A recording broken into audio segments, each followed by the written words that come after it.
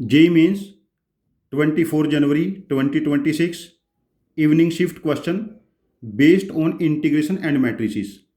Let fx equal to integration of 7x raised to the power 10 plus 9x raised to the power 8 divided by 1 plus x square plus 2x raised to the power 9 का whole square dx where x is positive.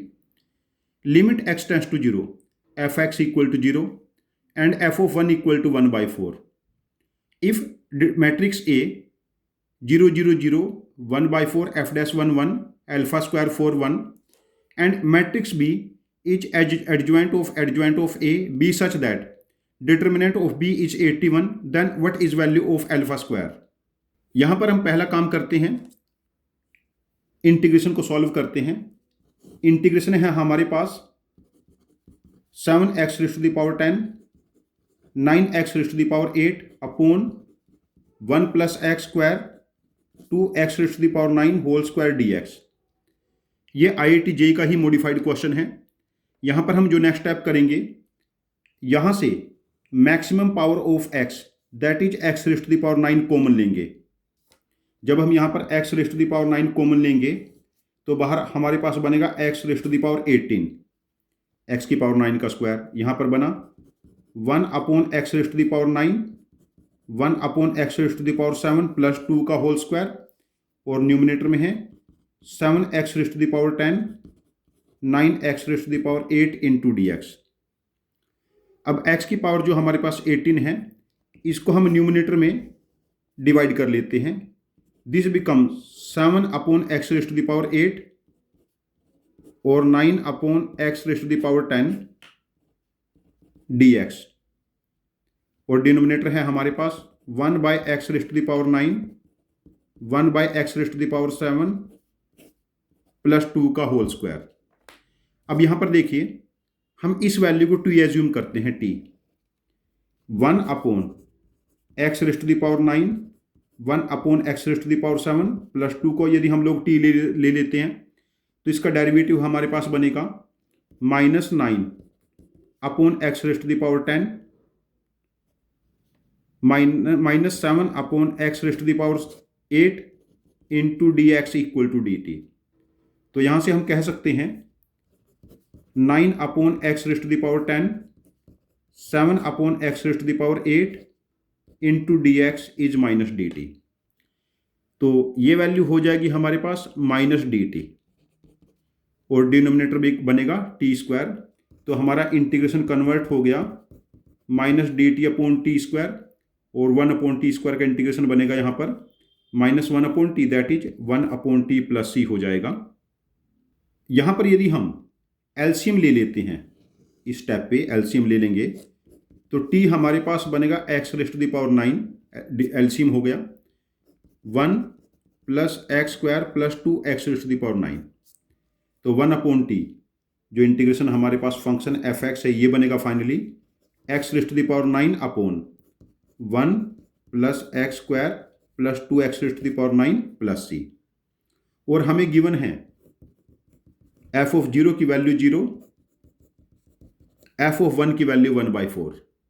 f of 0 की value 0, x tense to 0 पे बात कर रहे हैं हम लोग, और f ऑफ 1 1 बाई 4. यदि या तो x को यहाँ पर 0 ट्राई करेंगे हम लोग या 1 ट्राई करेंगे. दोनों केसेस में देखो 1 में ट्राई कर लेता हूँ. f of 1 equal to 1 by 4, 1 put किया ये 1 नीचे 1 प्लस 1 प्लस 2 सी 1 बाई 4 इससे कैंसिल. दोनों केसेस में सी 0 आएगा. यदि हम x की जगह 0 पुट करेंगे, ये टर्म 0 और ये भी 0, c उस केस में भी 0 रहा तो c हमारे पास 0 हो गया. तो फंक्शन fx बिकम्स x की पावर 9 upon 1 plus x square plus 2x raise to the power 9. Now matrix A हमें गिवन है and matrix B is adjoint of A. Matrix B is adjoint of A और B का determinant हमें 81 given है. तो determinant of B is adjoint of A का determinant means A के determinant की पावर n-1 का square. n is order of determinant A. n is order of matrix A जो कि यहाँ पर 3 गिवन है, 3 इंटू 3 है.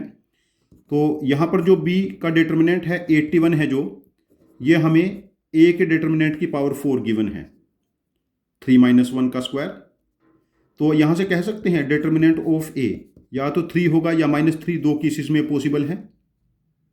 नाउ यहाँ पर हम डिटर्मिनेंट ऑफ a कैलकुलेट करते हैं।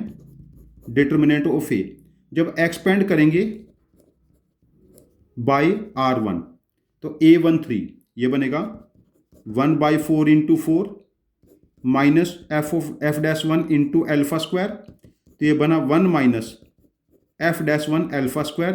ये वैल्यू 3 या -3 है, but we need to find f' alpha. अब पहले हम f' एल्फा पे फोकस करते हैं। f' कैलकुलेट कर लेते हैं। f' यहाँ पर कोशिएंट रूल लगेगा, तो ये बनेगा 1 + x² + 2x⁹9 का होल स्क्वायर। अब देखिए ये बना 1 + x² + 2x⁹9 और न्यूमिनेटर का डेरिवेटिव 9x⁸8 माइनस न्यूमिनेटर जो का त्यों, डिनोमिनेटर का डेरिवेटिव 2x + 18x⁸8। अब देखिए f'1 हमारे पास क्या बना, 1 + 1 + 2, 4 का स्क्वायर 16, और यहाँ पर 1 + 2 + 1 + 1 4 इंटू 9 माइनस 20, तो ये बना हमारे पास 16/16, 36 में से 20 जाएंगे, f'1 बिकम्स 1।